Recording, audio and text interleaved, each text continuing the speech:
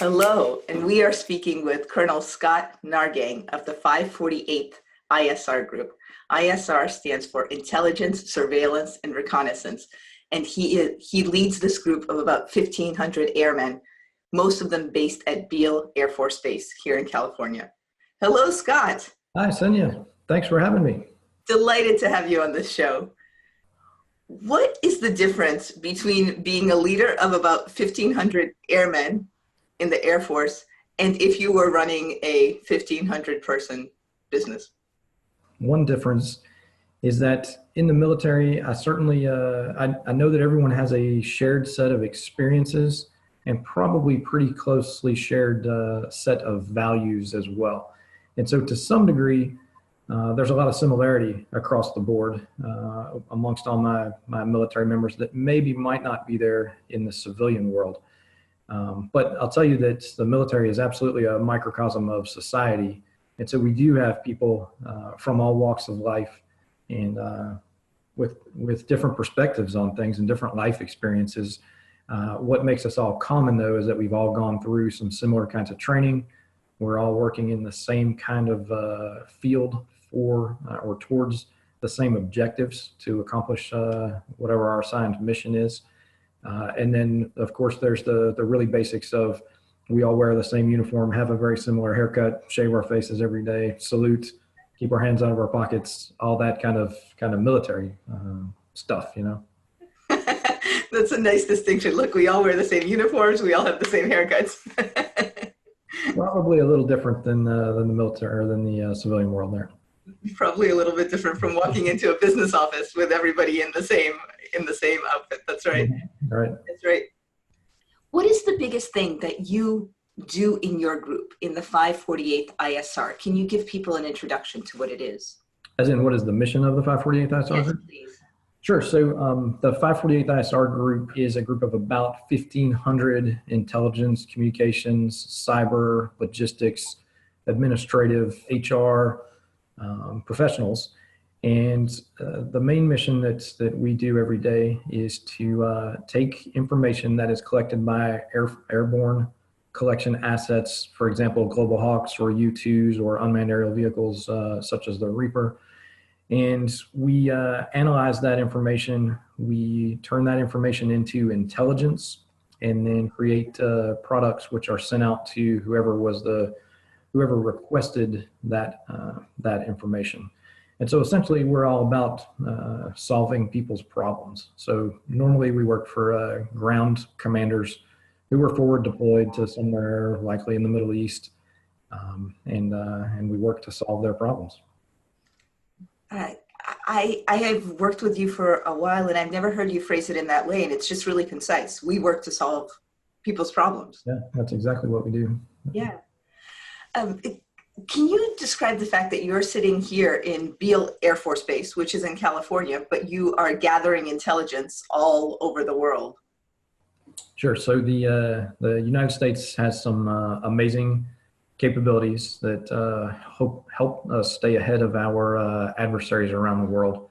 And so there's an extremely robust network architecture, as you might imagine, that would allow collection assets to fly somewhere halfway around the world and then beam the information back to Beale Air Force Base for my intelligence analysts to make sense of that information that was collected.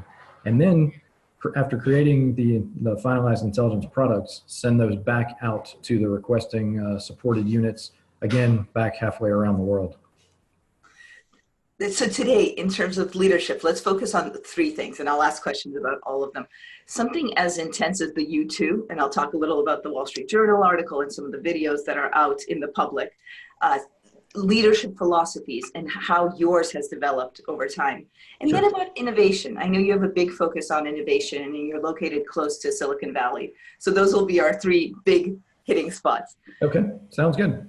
The U-2, this sounds really like a crazy airplane. I'm going to link to the 20-minute video that the Wall Street Journal did where the reporter suits up in an oxygen, in a whole suit with oxygen, and how he goes up there, and the whole thing that the airplane has huge wings and it balances on two small wheels in the middle, so you kind of need balance to take off. Bicycle landing gear, yes. bicycle landing gear? As in inline tandem landing gear, not your traditional tricycle landing gear. When you look at it, when you look at the video, it looks just unbelievable. How does the pilot even land this bicycle landing gear with this huge, huge airplane? So I want to ask you about this kind of thing, and you can focus on the U-2 or other airplanes you've mentioned, like the Reaper. But this seems like an immense piece of machinery. Just the things that it can do. I'll just rattle off a few things that we know. It can fly at 70,000 feet, which is twice the height of what we go when we fly commercial aircraft. It's not seen at that height, right, Scott? Correct. Right. So when it's at that height, it can see, and this was fascinating to me, 250 miles in each direction. And the only reason it's limited by 250 miles is by the curve of the Earth. That blows me away. That tells you something about how high it is, yes. Yes. So here are these people, they're the highest people in the world, and they're flying at these tall heights. And in one mission, so just for viewers who have never heard of the U-2, it catches surveillance data, but it catches it on analog film, not digital film, but really high quality analog film, right? So there are a number of different sensors on the aircraft, one of which is analog, if you will, wet film. Some of your viewers will remember back in the day when you had the little 35 millimeter roll of film that you had to pull out of the camera and take to Kmart or wherever and get that developed. We have that capability here in the 548th ISR group, and it is older technology, but it is still extremely broad area coverage, and it is extremely high resolution imagery collection. It's also unclassified. The film itself is unclassified even after it's been exposed and processed. And so that allows us to use it for a number of different mission sets and share it with a number of different partners. For example, like for humanitarian assistance and disaster relief following a hurricane or an earthquake. We can also share it with organizations such as the United Nations from a treaty monitoring standpoint. Everything the U-2, all the information taken in by this analog film is unclassified? In the case of this wet film sensor, it's called the optical bar camera sensor. The imagery itself is unclassified. Now what is classified about it would be once my imagery analysts look at the film and then annotate on it, hey, there's this type of, let's say, adversary equipment at this location. That product, then that final imagery intelligence product would be a classified product, but the raw imagery itself that's just been collected by the sensor is unclassified. So from, if I understand right, from this 70,000 feet, which is a crazy height, you can see down to even see markings on airplanes that are landed on the ground at that point. It is an extremely high resolution sensor, and you can, we can use it to see a lot of things, yes. This airplane just sounds like it's one of these science fiction things that you can cover the whole space of California in 4 hours with this flying over. I think if I read it right, it was something like Iraq can be covered in one mission. So every single location in Iraq can be flown over in one. That's wild to me. So it seems like a really big deal that you have this information and yet you're using it to draw inferences and to draw information from such clarity from such a high height. Absolutely. The U-2 has been a workhorse of the Air Force's intelligence, surveillance, and reconnaissance fleet for decades now. And it still is every day. I know that you yourself, you care a lot about innovation, and you're near Silicon Valley and you care about working with other companies. What can you do in terms of classified and unclassified? How can you start to do innovative things with technology companies when so much information is classified? Sure. So one of the things that I've really tried to do here in my almost 2 years now as commander of the 548th ISR group is work to incorporate new technologies and improved processes into our workflows. And so we're I'm sort of the serendipitous beneficiary of geographic proximity to Silicon Valley, certainly. And so we've developed relationships with a number of organizations down in the valley, and what we can offer those companies who have the latest and greatest technology that they want to try out, what we have to offer them is extremely interesting use cases. And we've got loads and loads of data, much of which certainly is classified, but we also have unclassified data sets. For example, that optical bar camera imagery we were talking about a minute ago. And we can use that data with, say, an artificial intelligence algorithm or whatever technology that a company is offering. And we can try it out first at some semblance of how we would use it in the real world, in the classified realm, if you will. We can try it out in the unclass world first. And so one of the things I did here was That's very cool. I'm going to try to use that in regular conversation. We try it out in the unclass world. One of the things I did was to purchase a trailer, frankly, that used to be a construction foreman trailer here for one of our new facilities. And we've turned it into an unclassified innovation lab. And so this is a space in which our airmen can try out those new technologies. We've got a podcast studio in there. We've got a number of virtual reality rigs set up as well. And then it's a place for companies to come and pitch us new ideas, and we can brainstorm and think through how we might potentially work together in the future. So what we generally do is start out at the unclassified level and see where we might be able to work together, see if the technology appears to be something that could be useful to us. And if so, then we'll take it into the classified realm. And so there's a number of, as you might imagine, security hoops that you need to jump through in order to install new software onto classified networks. And then we'll use the actual classified data and see how well whatever that new technology is actually can work for us. So if I'm visualizing this right, and I've been to Beale Air Force Base. Beale Air Force Base is a really wide area that it's very difficult to get into. You need a couple of different types of government identifications to be invited in and escorted in. And it's really, really flat. So you can see for a while away. And then there are a few really important buildings. I mean, I'm not giving away anything secretive. It's what the building looks like. You could probably see this from Google Earth. But then to visualize what you're saying, it sounds like in addition to the buildings in which airmen are analyzing imagery, collecting information, in addition to those, now standing somewhere just outside, there's this like an innovation lab trailer. Exactly. Yes. Yep. Yeah. Neat. So a company, like let's say I'm a technology company that has a specialized, like you said, AI technology or something that we analyze imagery in a certain way, then we could work with you there, almost kind of at the base, but not in the classified area, to evaluate some data, and you would see how that's going and whether it could be useful for the Air Force and for intelligence. Yes, that's exactly that's exactly how we do it. Yeah. Okay.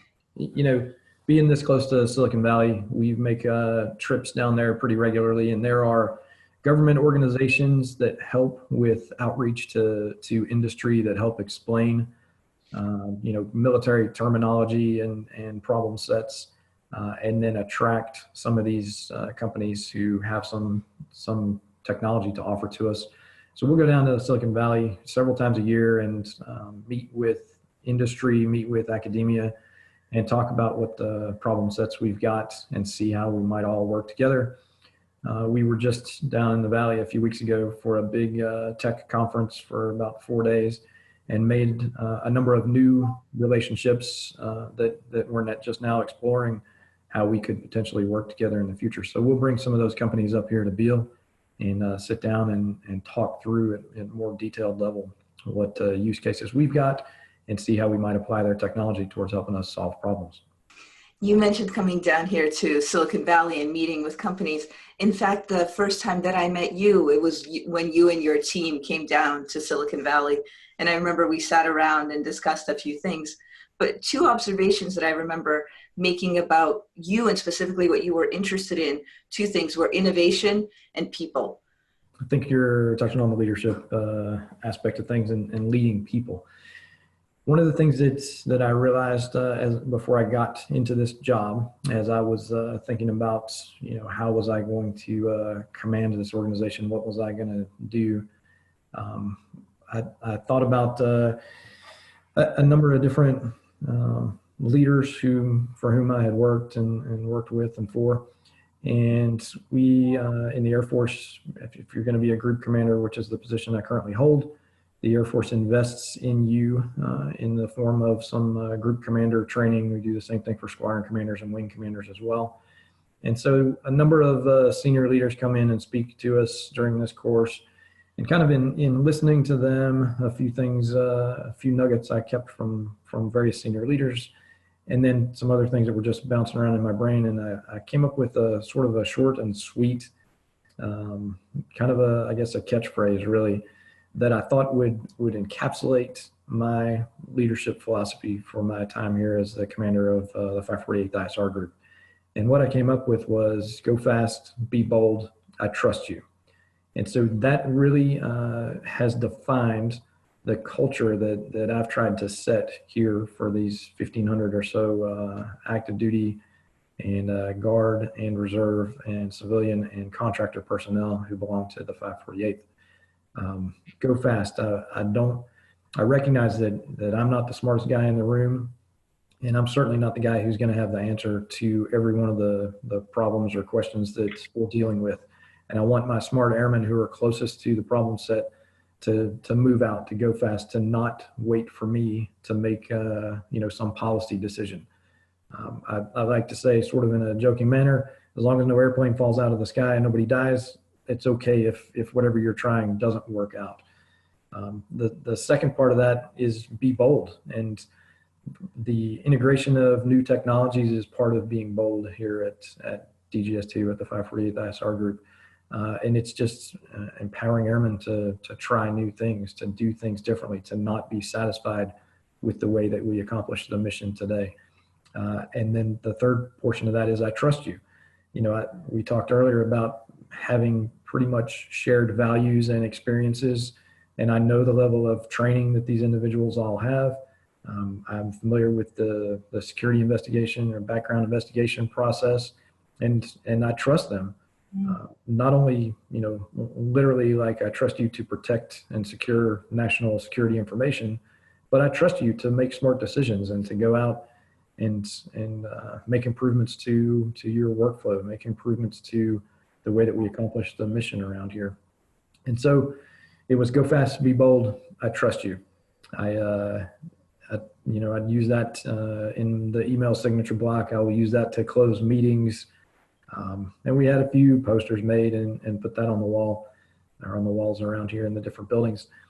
So about a year after I had been here, one of my civilians, we were having a mentoring session, if you will, one afternoon, probably on a Friday afternoon, potentially with an adult beverage involved. And one of the civilians looked at me and he said, sir, when you first got here and you laid out that go fast, be bold, I trust you thing, we all thought that was so cheesy. And I kind of thought, oh man, that hurts. That hurts. He said, but after a few months, we realized that you really did mean that, and you really do live that every day around here in the way that you lead this organization, and it's actually pretty cool. And so I felt a lot better then. He recovered pretty well for me. Hey, we thought that was cheesy. So that really does capture the way that the type of commander that I've tried to be here at DGS-2, encouraging airmen to try new things, to do it fast. If they're going to fail, all right, fail fast, fail forward, and learn something from it, as long as no airplane falls out of the sky and no one dies. And being bold, and I trust them. And so they're empowered to try new things, to do new things. They know that my expectation is not status quo, but the expectation is mission acceleration, is figuring out ways to more effectively and efficiently accomplish the mission of the 548th ISR Group. Go fast, be bold, I trust you. Exactly. In our leadership studies in this video cast, one of the things we want to know is to go back to that time when you actually created that. Those are three really clear, really concise messages. Who was the Colonel Nahrgang as you were looking at what is my clear message? How did you get to those three? So I had never been assigned to the wing that I'm currently assigned in. And I recognize that I don't have I don't have a deep background in this weapon system that we use here to process, exploit, disseminate the intelligence information. But it's not that I don't have a deep background in it, it's that I don't have a background in it, period. And so I recognize that the operations piece of this weapon system is not where I'm going to be the most impactful. Yes, I can make decisions, but and set policies, but I recognize that it's the squadron directors of operations, the squadron operations superintendents. Those are the guys who are really overseeing the mission every single day. I'm responsible for what happens, but they're the guys who are working directly with the airmen who are making the mission happen. And so I recognize then that this wing, the 480th Intelligence, Surveillance, and Reconnaissance Wing, is unlike any other organization in the Air Force with regards to innovation and just trying to do things differently, more effectively and more efficiently. How so? Can you fill us in? How is it different? Yeah, so hey, we're the Air Force. We're part of the DoD, and we're all about regulations and uniformity and standards with regards to how things are done. The Air Force is very checklist oriented, particularly in the operations world. I mean, if you're going to go fly an airplane, you literally have a checklist, and it goes from step 1 to N that tells you how to fly that aircraft. Necessarily so because of the complexity of it.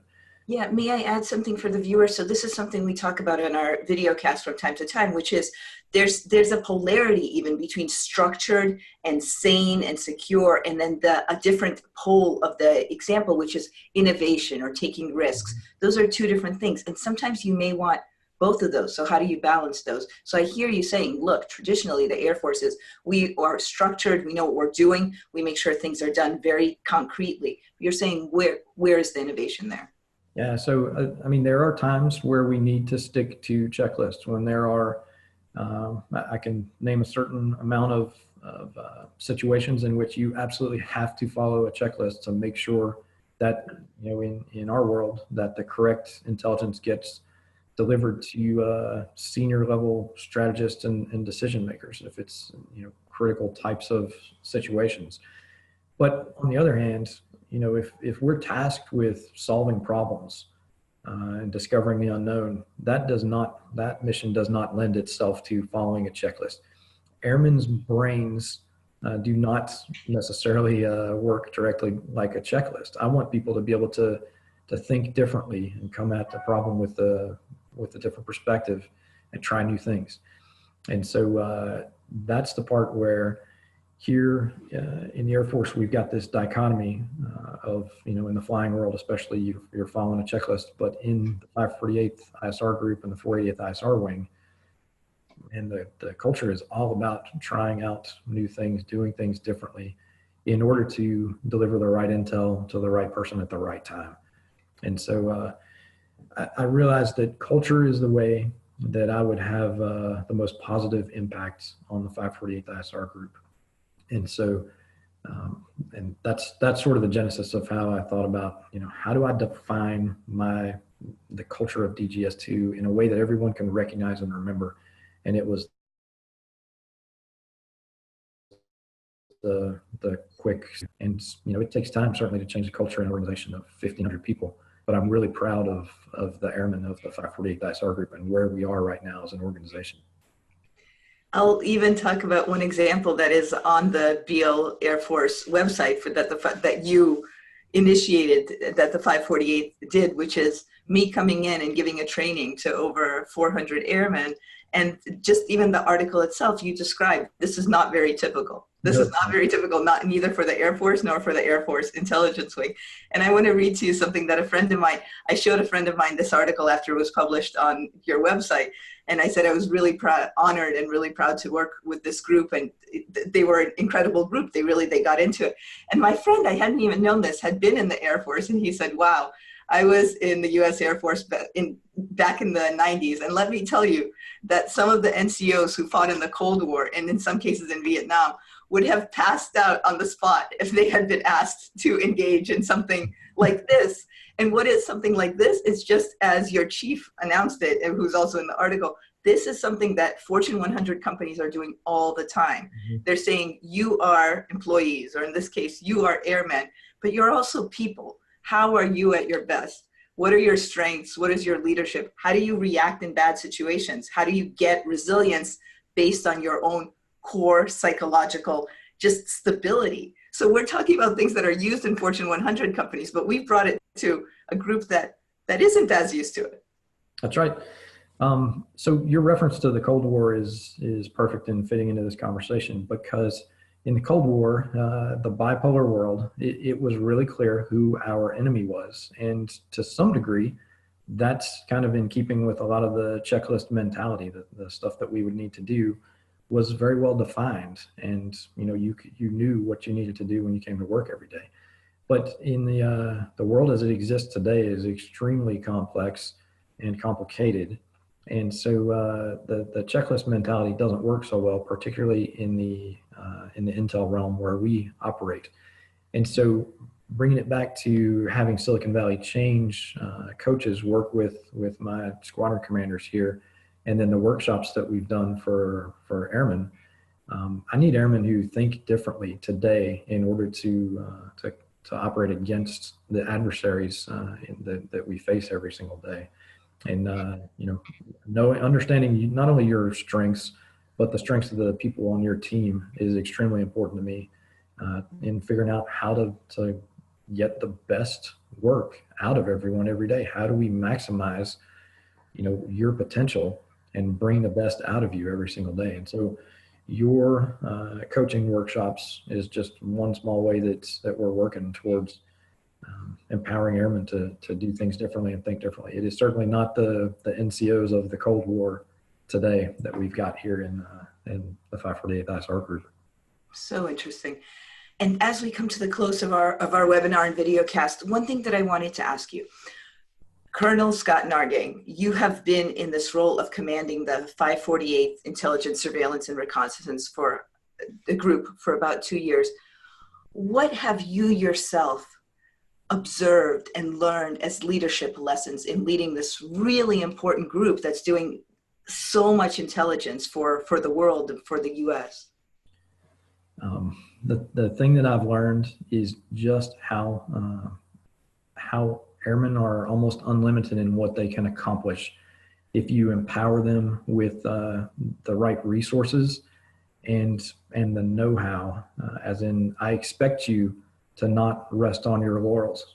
Hey, we're really good at what we do, but that's not going to be good enough for tomorrow. The adversary tomorrow is going to change their tactics, techniques, and procedures, and we've got to continue to evolve to stay ahead.